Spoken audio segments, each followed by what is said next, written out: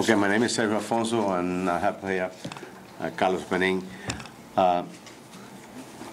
This report that we did, it was based on the 2009 presentation to the ASCII back in July 2009. We had a committee made up of 7 people, and I was the chair, and Carlos was the co-chair. What we did, we looked at the condition in the past, the present, and the future of the Cuba transportation system. We look at the highway system, we look at the railway, and also the public transportation. I'm going to be talking about what was Cuba back before Castro, what it is condition today, and what's going to be. Carlos is going to be talking about that. Our information was based on the internet, people who went over and came back, and some visit to the island. And then I got those first-hand information from people going over. That's how we got the information to prepare this report. And back before Castro in 1958, we had a system which was #1. We're proud to say that it was #1 when you take the area of land and the miles of highways and also the railroad and the transportation system that we had. It was #1.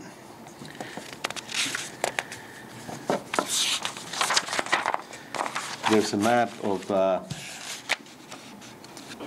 back then. There were 2 main highways. It was the Carretera Central. He went from Pinar del Rio all the way down to the Santiago de Cuba, and basically, and also Villa Blanca that went from Havana to Varadero. That Carretera Central, it was built back in the 30s, and it had the highest technology way back. It was done with such a technology that even today still exists. It's in decay, but basically, considering the use and abuse that is bad and lack of maintenance, you can see that the road is really, it was good. The public transportation, we had the buses, we had the taxis, and we had the rail. The rail system, it was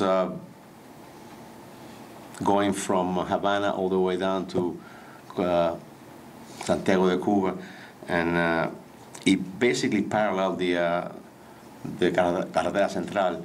And at the time that it was built, the railroad was back in the teens, early century, and Carretera Central was built back in the 30s, and it was criticized why it was built side by side, paralleling, basically servicing the same thing. But that proved to be otherwise. It was a really good design, a really good placement of the highway with the railroad. The present condition that it is today, we looked at it based on 2009, and since then we briefly look at it again. And the condition of the roads has deteriorated, and the lack of maintenance. There are some portions in the island which serve the tourist attraction, that they ride on good highways, and they ride on good transportation bus system. However, that does not get used. 1 minute is yours. 1 minute mine, okay.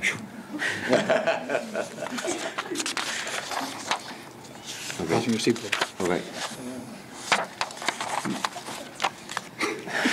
You threw me off. Okay, I'm sorry. No, what I was saying, the condition of the road, that the lack of maintenance, there was no fence for the right of way, and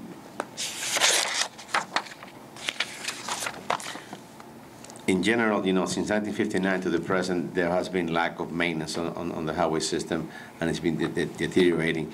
And what Carl's going to look at, what it will take to bring that up to usable and something that will help the island get ahead.